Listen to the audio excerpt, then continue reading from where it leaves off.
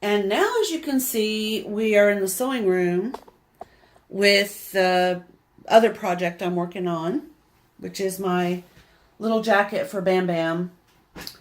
And I know in the last video, with regard to this, as we were cutting it out, I said that I was not going to line this, which the pattern does call for that. But because this is fleece, I'm gonna just do a blanket stitch around the outer edges. But I wanted to talk about finishing the collar area, because that would be, I just don't think that would hold up very well.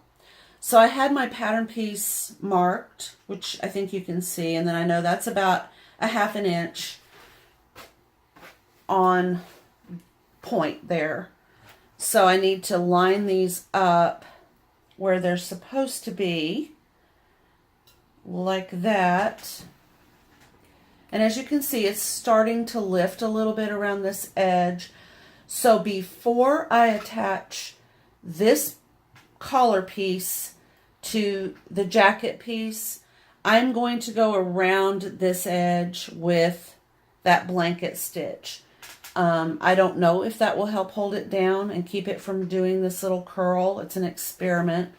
I think if I flip it over, because this is actually what would be considered the wrong side, I kind of wanted that on the collar for the design element. And I figure if I don't try, then I'll never know.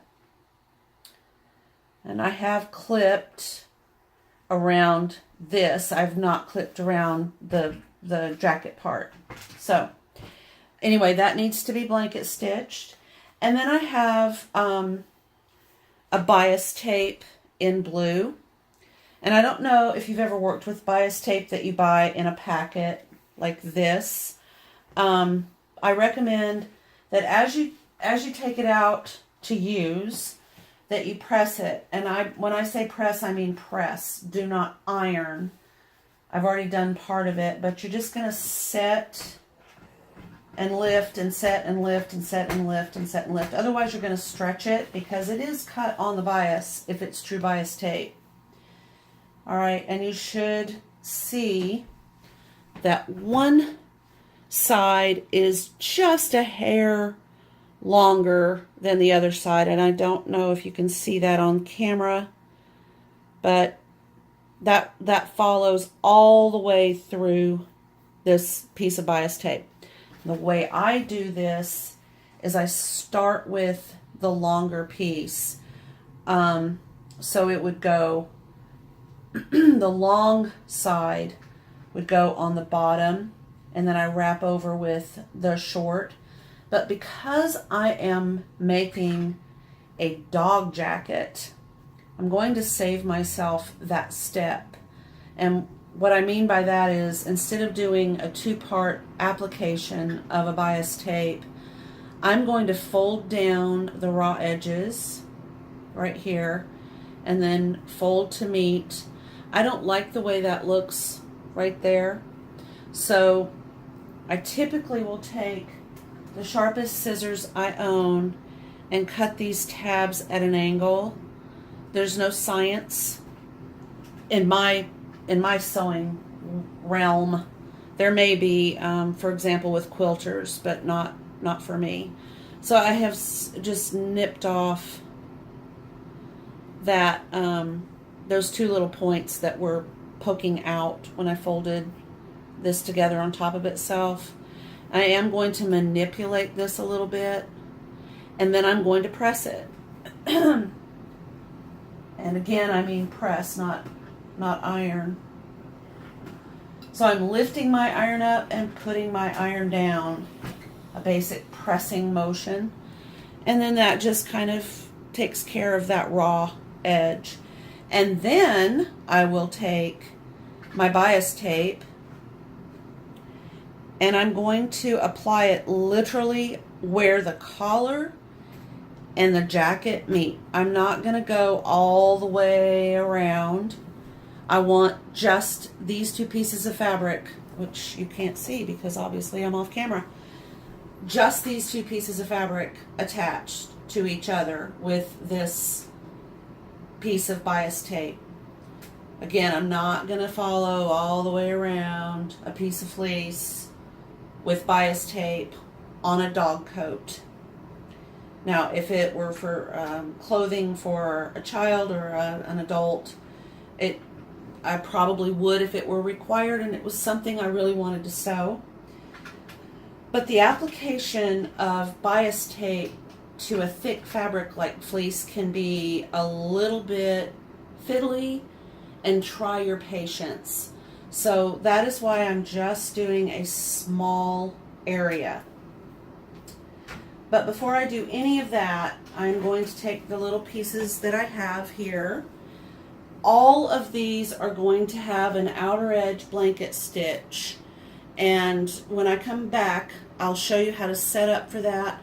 We'll get that done, and then we're going to start just this basic construction right here and the application of the hook and loop tape.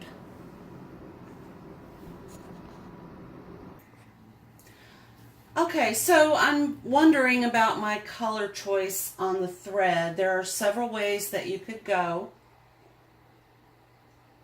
I do have options for blue. I have some Gutermann. It's a little bit too gray. I'm not 100% thrilled with this. Let me turn this lamp so you can see that. And then I have my DMC 322. It's too bright, and this one is a little bit too bright as well. I'm just not feeling the blue. So my machine is loaded with a it's a Coats & Clark 100% cotton all-purpose yellow. I do like yellow and blue. It kind of reminds me of, for some reason, kind of a floral color combination. So I'm going to give that a go, but I'm not going to do that on the main body. I'm going to do it on the little tab that goes across the back of the coat, and I'm going to use a blanket stitch. I have a couple of options, and I think I'm going to do the lighter single slant. Well, I'll show you on this little tab. I'm going to start just below one of the curves, and I'm going to put my machine in needle down. I'm going to lengthen the stitch just a little bit. I mean literally just a little tiny bit, and give that a go.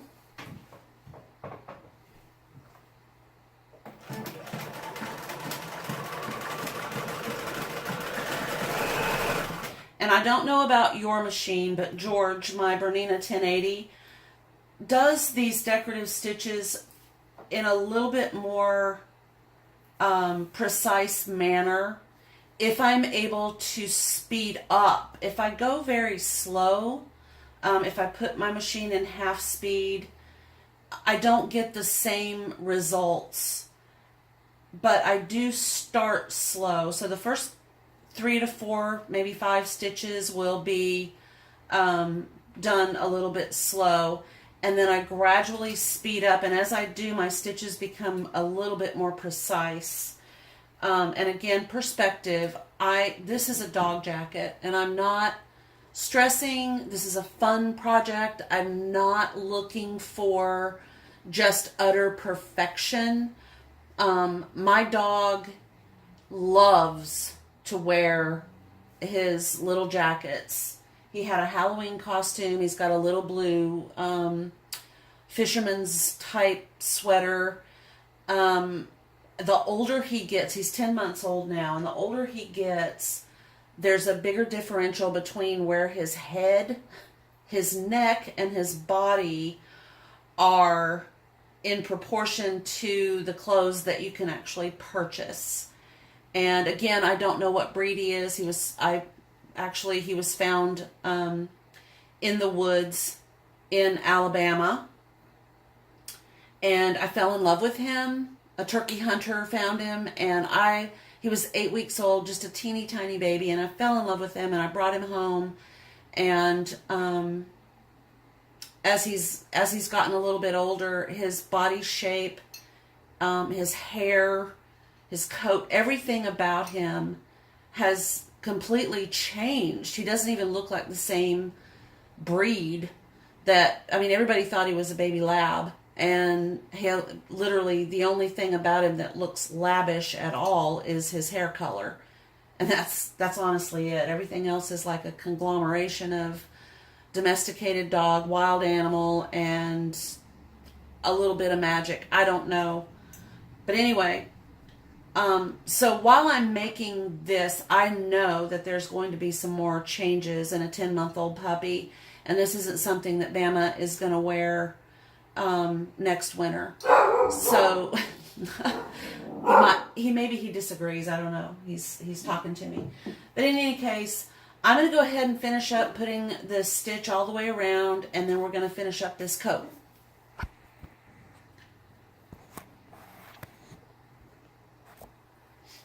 Okay, I do want to say, as I'm coming around, I've gone all the way around, but I'm holding on to these threads that I started when I was starting my sewing. I'm holding them out of the way as I'm coming around this final little spot here, because I don't want them tangled up in the stitching. This would show, and I just don't feel like I need that to happen. So I'm just going to hold these as I come back around, and then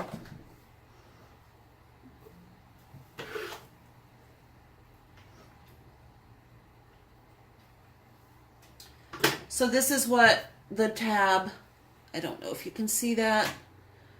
This is how it looks with that little blanket stitch going all the way around the edge, and that's what I'm going to do with everything for this little jacket. I also wanted to mention I've done the collar. It has been stitched completely all the way around except where the collar and the jacket meet at the neckline. But I wanted to mention, if you've never sewn with fleece, or if it has been a while since you have sewn with fleece, your machine is, as you're sewing, it really is going to get extremely linty. I'm just kind of quirky, I guess, is one of the words that a lot of my friends use. I will, as I'm sewing, I'll just blow to get it away from my feed dogs. But if you're averse to doing that, you can just kind of stop,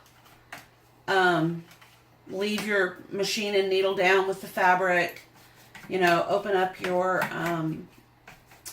bobbin area and kind of clean around the hook with a clean paintbrush or a makeup brush, anything that you have or can get your hands on.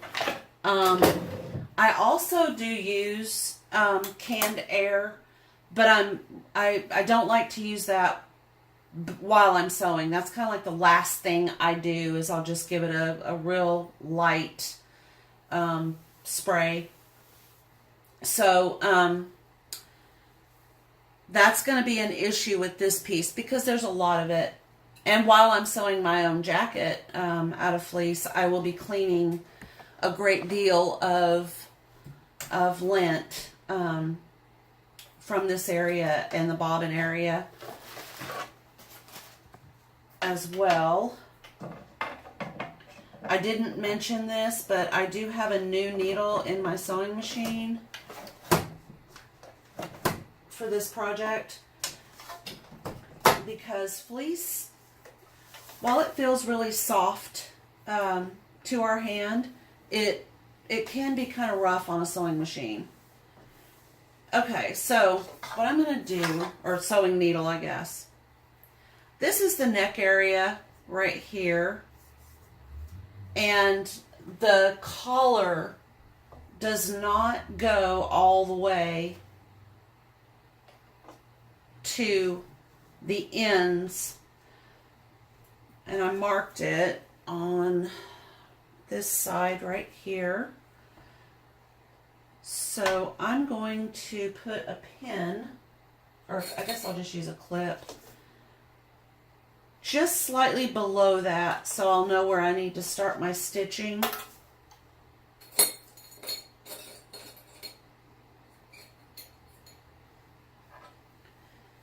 Because as I said earlier, I'm not going to do the blanket stitch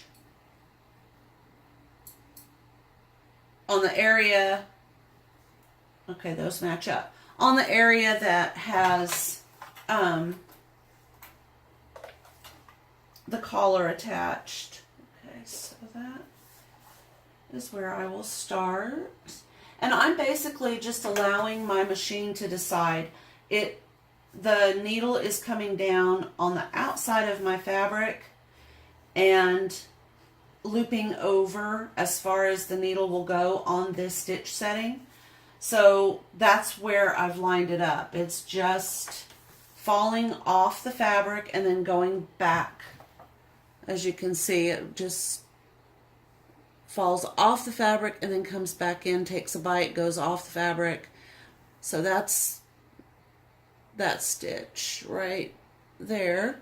And that's how I am intending to do all the way around. I may run out of bobbin thread, at which point I'll have to stop and reload the bobbin.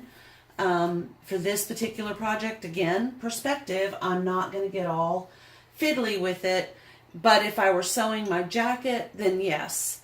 And since I'm not going to use my serger to make that jacket, I'm going to be very mindful of the fact that I'm probably going to need two bobbins full of thread.